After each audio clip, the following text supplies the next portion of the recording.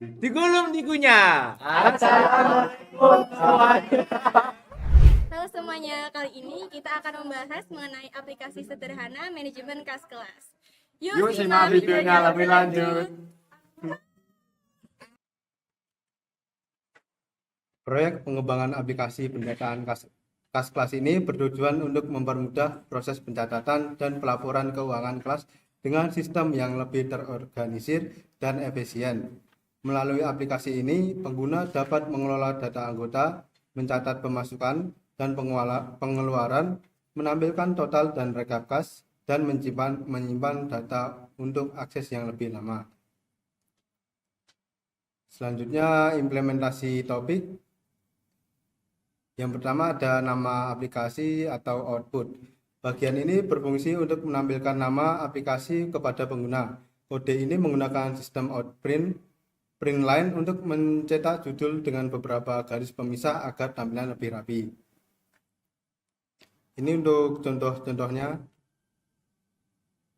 Oke, selanjutnya ada input dan tipe data. Yang pertama ada integer, digunakan untuk input pilihan menu. Contohnya bisa dilihat di gambar bawah. Selanjutnya tipe data string, digunakan untuk input nama siswa. Lalu ada double, digunakan untuk input jumlah kas. Selanjutnya boolean, digunakan agar program dapat berjalan terus atau looping. Selanjutnya switch case. Switch case digunakan untuk memilih menu yang diinginkan pada program, yaitu pada case 1 untuk tambah data siswa baru, case 2 untuk tambah kas pada siswa yang sama, case 3 untuk tambah pengeluaran kas beserta keterangannya, case 4 untuk menampilkan rekap keluar masuk kas. Untuk case 5, menghapus data siswa yang sudah ada, case 6 untuk menampilkan total kas saat itu, case 7 untuk menampilkan profil siswa yang dipilih, case 8 untuk keluar program.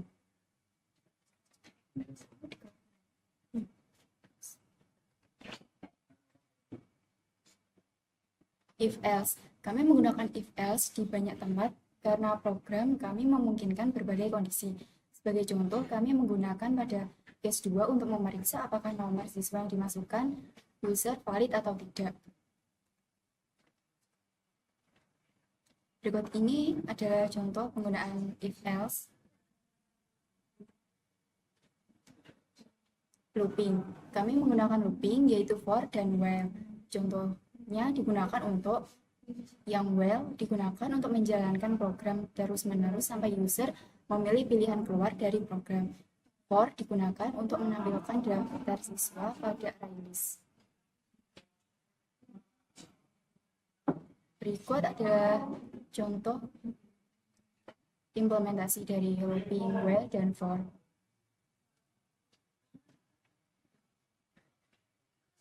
Selanjutnya array dan array list. Array list digunakan untuk menyimpan variabel seperti nama siswa, kas siswa, alasan pengeluaran, dan pengeluaran kas. Array digunakan untuk menyimpan status data siswa, yaitu status available dan not available. Ini adalah contoh implementasi dari array dan array list.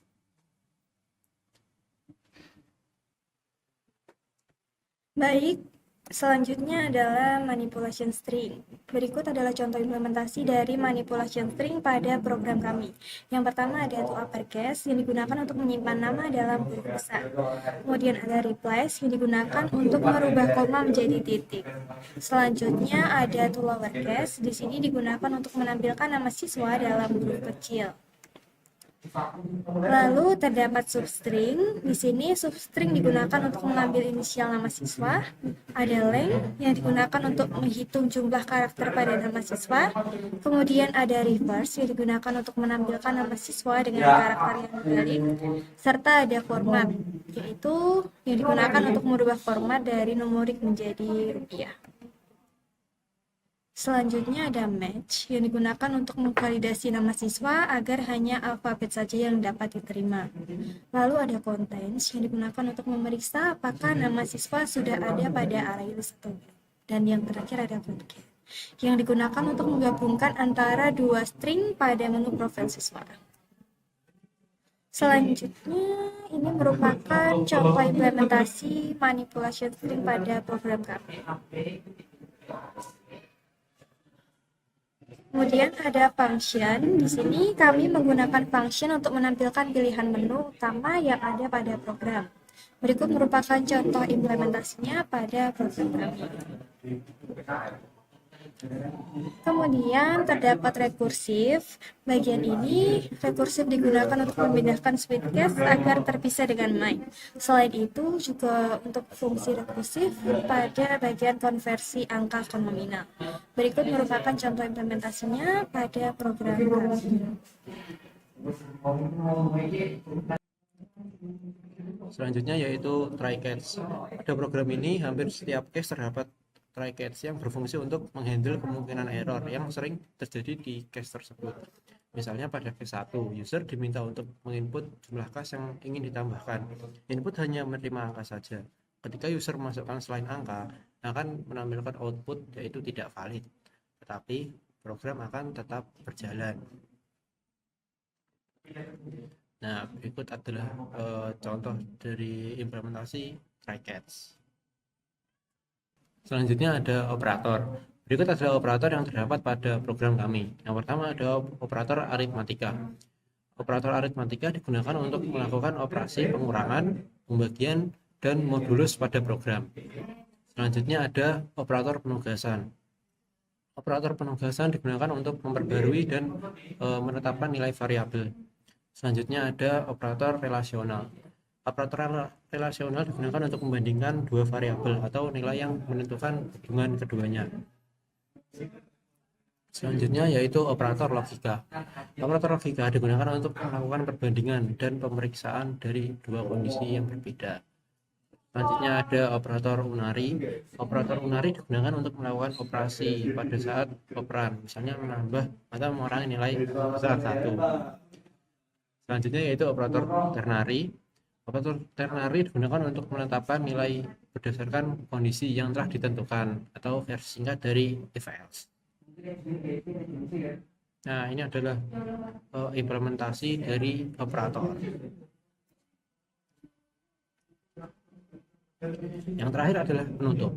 Proyek ini merupakan upaya untuk menciptakan solusi digital yang dapat membantu mengelola kas-kelas secara lebih efisien dan efektif.